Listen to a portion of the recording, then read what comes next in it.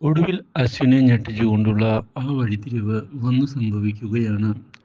അശ്വിൻ ശ്രുതിയുടെ കാര്യത്തിലെ രഹസ്യങ്ങൾ മനസ്സിലാക്കുകയാണ്. മറ്റാരുമല്ല ശ്രുതിയെ വിവാഹം കഴിക്കാൻ പോകുന്നത് എന്നും അത് ശ്യാമായിരുന്നു എന്നുള്ള സത്യവും അറിഞ്ഞതിനെ തുടർന്ന് ആകെ ഞെട്ടിപ്പോയിരിക്കുകയാണ് നമ്മുടെ അശ്വിൻ. ഇതേ തുടർന്ന് ഇതെല്ലാം ശ്രുതി അറിഞ്ഞുകൊണ്ട് തന്നെയാണ് ചെയ്യുന്നത് എന്നുള്ള തോന്നൽ നമ്മുടെ അശ്വിന് ഉണ്ടാവുകയും ഇതേ തുടർന്ന് അശ്വിൻ ശ്രുതിയെ വിശ്വസിക്കാൻ വിസമ്മതിക്കുകയും ചെയ്തിരിക്കുകയാണ്. പക്ഷേ തൻ്റെ ഭാഗത്ത് യാതൊരു തെറ്റും ഇല്ല എന്ന് ഉറപ്പിച്ചു പറയുന്ന ശ്രുതി ഇതേ തുടർന്ന് തൻ്റെ തീരുമാനത്തിൽ ഉറച്ച് നിൽക്കുകയും ചെയ്യുന്നു.